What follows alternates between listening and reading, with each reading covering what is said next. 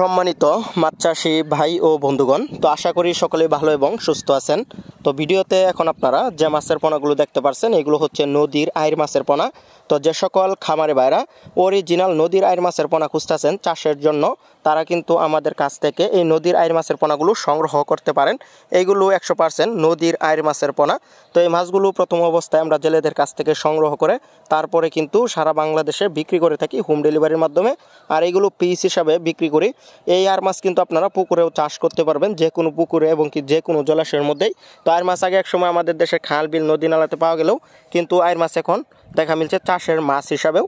তো আইর মাছ আপনারা যে কোনো পরিত্যক্ত জলাশয়ের মধ্যেও কিন্তু চাষ করতে পারবেন একক এবং কি মিশ্রভাবে। রুই কাতল এসব মাছের সাথেও কিন্তু আইর মাছ চাষ করা যায়।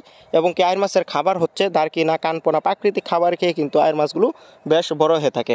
অর্থাৎ আপনারা দুজে আইর মাছ চাষ করেন তাহলে অবশ্যই এইসব পুকুরের মধ্যে দারকিনা কানপোনা জু প্লান্টন এই ধরনের খাবার থাকতে হবে। দুজার আইর মাছ আপনারা চাষ করতে চান, সঠিক পদ্ধতিতে দুজে আইর মাছ চাষ করেন এবং কি ভালো খাবার ব্যবস্থাপনা দিতে পারেন, তাহলে দেখা যাচ্ছে এক বছরে আইর মাছ প্রায় 2 কেজি 2.5 কেজি পর্যন্ত হয়ে থাকে এক একটি আইর মাছের ওজন।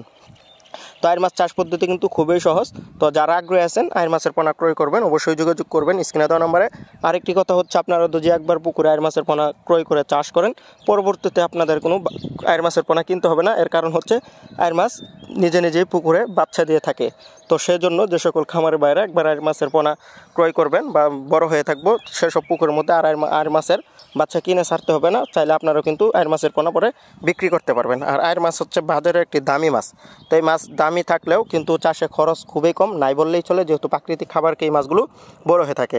আরেকটি কথা হচ্ছে, যে আপনারা আইর মাছ দেশি তেলাপিয়ার সাথে ছাড়েন, সেক্ষেত্রে দেশি তেলাপিয়া মাছ যে বংশবিস্তার করে থাকে সেসব বাচ্চাকে কিন্তু আইর মাছ খুব বড় হয়ে থাকে, সেক্ষেত্রে বেশি লাভজনক হওয়া সম্ভব।